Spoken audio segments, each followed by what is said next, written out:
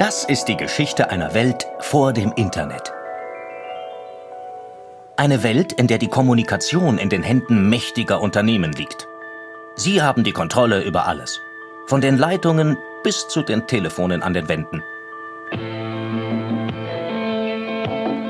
Doch sie ahnen nicht, dass ein paar unerschrockene Kinder eine Schwachstelle in ihrem System nutzen werden, um ein soziales Netzwerk zu erschaffen.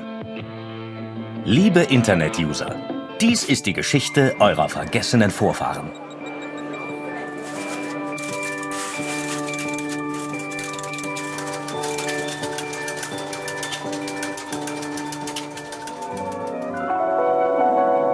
Imagine that you're a 16-year-old kid in the 1960s or 70s, and you're able to take the most boring thing in the world, a rotary telephone, and turn it into a portal to another world. Wow, it looks like a tunnel. Where do you think it goes?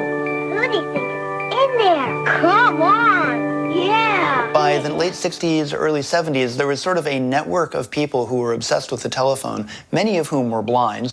These kids started calling themselves phone freaks because they were just absolutely entranced by the telephone system. Your location. You are at 9520 Metcalf Avenue. Mostly it was all blind individuals in the beginning. But then I started talking with people that I had not been acquainted with before. Hi, everybody. I'm Telly. Pretty similar to how you might maybe meet someone on Facebook today.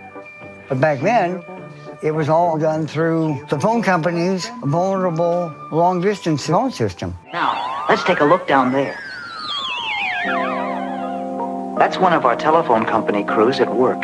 When AT&T built out their telephone network, they ended up creating a giant flaw in their telephone system. They sent the signaling information, so how a call was going to be dialed and routed, over the same circuits that your voice would travel on. When you dial a number, the equipment searches out an electrical pathway for your call that uses an elaborate system of musical notes.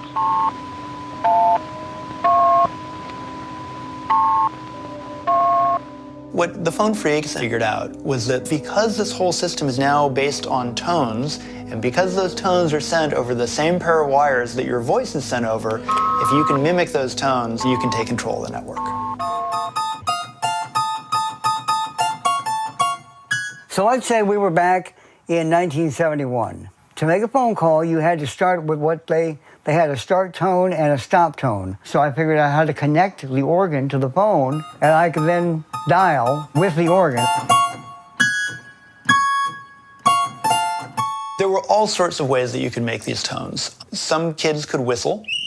Some kids would use an electronic organ. Some people would make tape recordings. If you were gifted in electronics, you could build a small electronic device that would generate the tones that you need. These devices were called blue boxes. It was a small box with 13 buttons on it.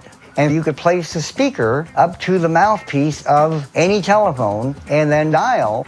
In other words, it was an open line to the entire AT&T telephone system.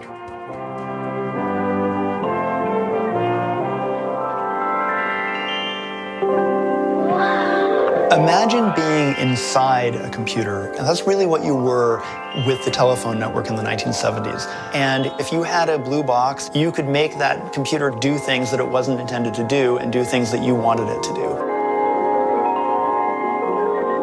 For the phone freaks, the holy grail was to be able to find a conference call system where you and your friends could connect together. And it turned out that there was a piece of broken switching equipment up in Canada called the 2111 conference.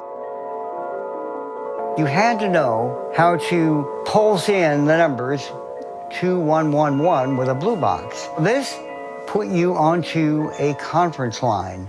This is the phone freak conference, you know. All conferences are the same. Except this one, I think, is a little bit more elegant.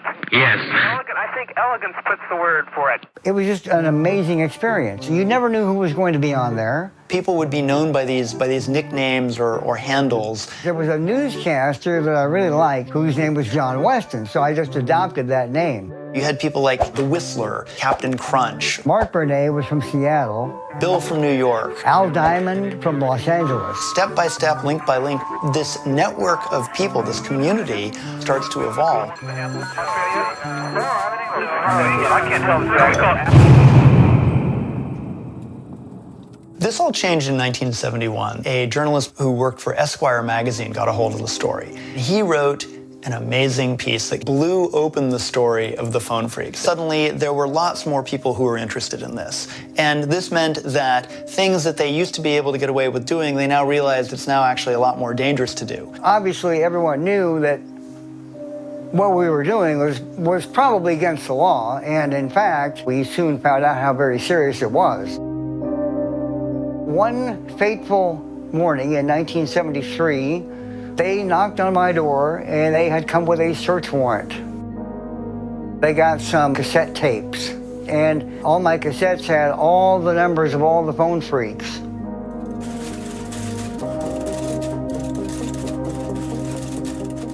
All over the country, people were being busted for tampering with the phones. People would get fined and they could go to jail. I faced a day in court, and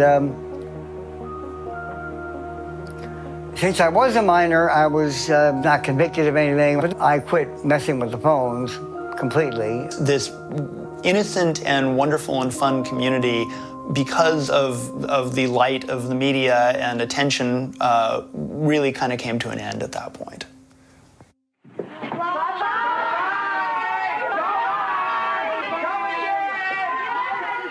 Es war das Ende für Jim. Doch für viele andere ein Anfang. Wie für Steve Jobs und Steve Wozniak, die die Blue Boxes herstellten, bevor sie Apple gründeten.